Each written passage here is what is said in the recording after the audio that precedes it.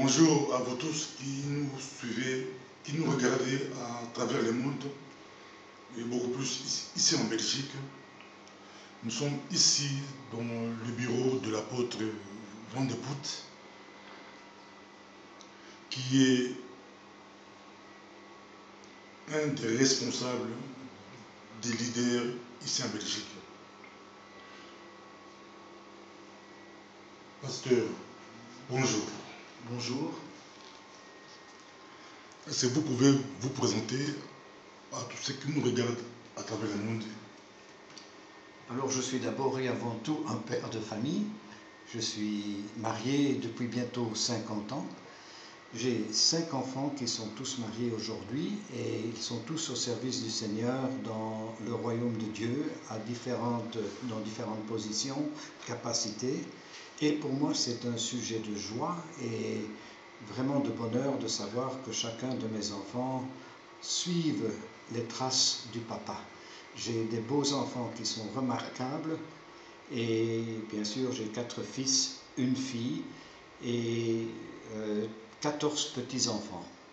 Donc je suis dans le travail du Seigneur à plein temps depuis 1980 et j'arrive maintenant en bout de carrière, gloire à Dieu, merci Seigneur. Et je peux dire qu'avant cela, donc avant 1980, j'ai travaillé en Afrique et en Afrique du Sud plus particulièrement pendant une dizaine d'années. Merci beaucoup. On va continuer.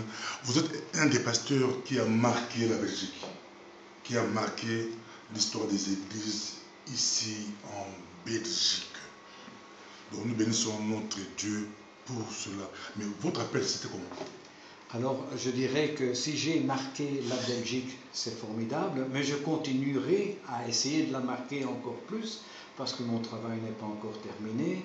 Malgré mon âge, j'estime qu'un serviteur de Dieu, ça ne prend pas de pension, ça continue à exercer aussi longtemps que le Seigneur lui permet de pouvoir le faire. Et c'est avec beaucoup de joie que je continue à œuvrer dans le royaume de Dieu en son nom.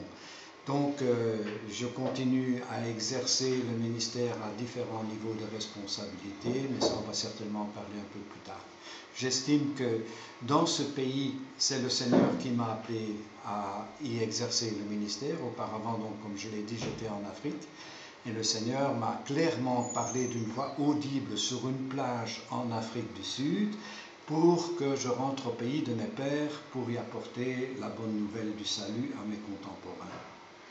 Dieu vous a appelé en Afrique du Sud.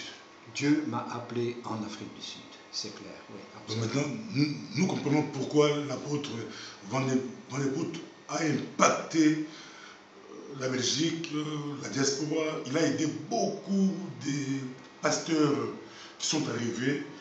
Nous qui sommes arrivés ici en Europe, que Dieu a envoyé comme des missionnaires, ici Dieu avait déjà préparé une personne depuis l'Afrique, l'apôtre Van de Poet. Mais comment vous pouvez expliquer l'arrivée des pasteurs africains, brésiliens, asiatiques ici en Europe? Ça a été comment? Alors, c'est suite à une rencontre avec différents pasteurs venant de l'Amérique latine qui sont venus dans mon pays avec une prophétie et un clair ordre de Dieu que l'Europe avait besoin d'être réévangélisée. Et il est clair que l'Europe, non seulement alors, mais encore toujours maintenant, ne va pas bien au niveau spirituel. La laïcité prend des dimensions très importantes, l'humanisme également, et donc les églises chrétiennes, évangéliques, souffrent un petit peu, et donc ces prophètes qui sont venus nous annoncer que cette Europe avait besoin d'être réévangélisée, je ne pus qu'applaudir. Et il y a eu à ce moment-là, ça se passait dans les années 90, une prise de conscience que Dieu me demandait à moi d'être un ouvre-porte, d'être capable d'aider autant que faisable et autant que possible l'arrivée de ces ministères que Dieu allait nous envoyer, et tout particulièrement de l'Amérique latine à cette époque-là. Mais il faut aussi comprendre que les choses évoluent et je trouve que ça évolue dans le bon sens. Dieu envoie de plus en plus de gens venant de l'étranger pour venir secourir le Belge qui est fatigué, qui s'épuise, qui n'a plus envie, qui est découragé, parfois désillusionné, mais avec le soutien de toute la diaspora des différentes nations, eh bien, on peut reprendre confiance.